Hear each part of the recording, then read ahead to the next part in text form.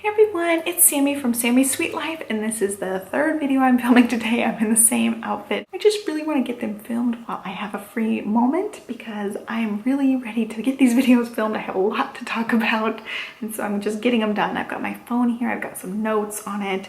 Today's video is all about the budget for 2017. Like I mentioned in my New Year's resolution video, I have three main goals that are money related. I just want to talk about those in a little more detail for this video. The last 2 years I've done budget videos and I talk about more of our background and where we are financially.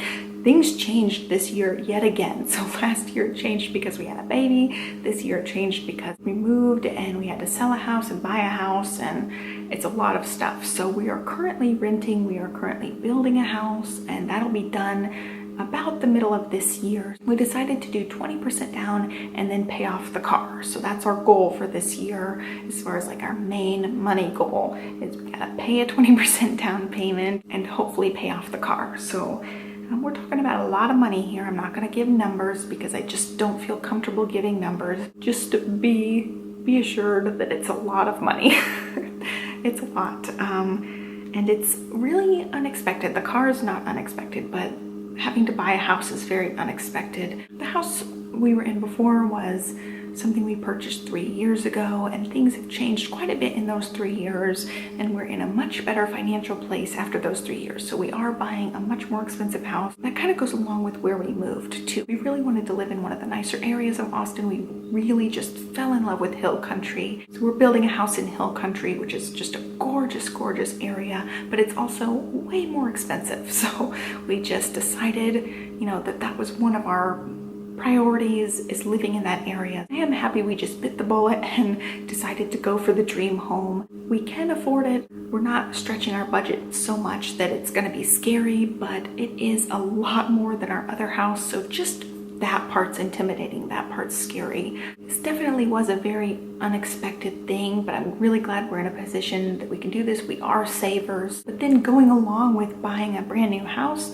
there's a lot of things that go along with that. So we are making room in our budget for these things. We do still have to buy a fridge. It does not come with the new house, so that'll be an added expense. I want to get a sectional for the living room because our couch is kind of falling apart. If you've watched any of my vlogs, you'll see the leather is just flaking off the couch. It's a very cheap couch. I don't even think it's real leather. I think it's fake leather, but it is just terrible. It's falling apart. So we really need a new couch. I'm hoping we can get that right when we move in. Oh, the other thing we're going to need is window treatments. It's not going to come with blinds or window treatments at all. So that'll be an added expense. And the lights going in and out. So I hope that it's not really weird for you guys. It's kind of weird for me on my end. So we'll need a couple of things for the house too.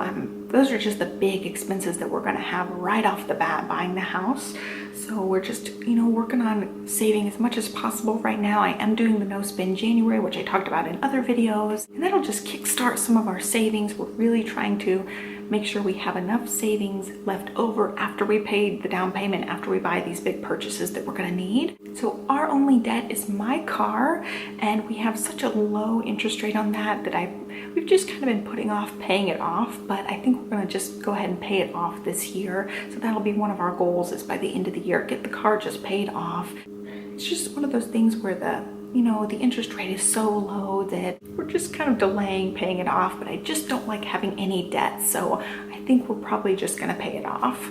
So our last big financial goal this year is to take a vacation. It's been 2 years since we took a vacation, but we took a pretty small vacation. We stayed with family, and so it wasn't a major expense. It's going to be a more traditional vacation where you have to go stay somewhere and you have to buy plane tickets, and it's going to be a beach vacation. We're going to be flying, so it's going to be 3 plane tickets. We're planning on renting a house on the beach, so that's an added expense. But other than that, we're just going to hang out at the beach. So those are the major 2 expenses that go along with this beach vacation.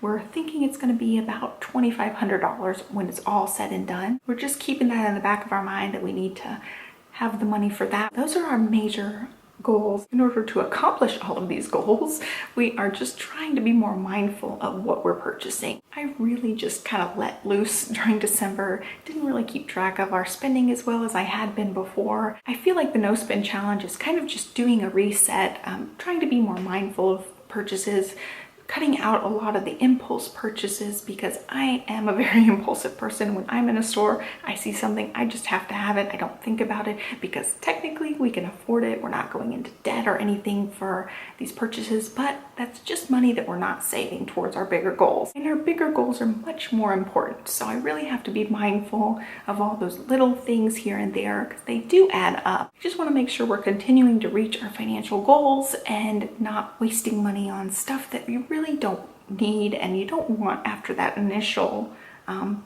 I don't know, honeymoon period with the item. It's like you really want something, you really like it for a while, and then it becomes clutter. And I really just hate clutter, and so I'm really trying to be more mindful, and that just helps improve our budget. So as far as budgeting things, we do not have cable. We have Sling TV, which is $20 a month. We pay for internet, but we don't have a lot of added monthly expenses because we only have the car payment and then just basic bills.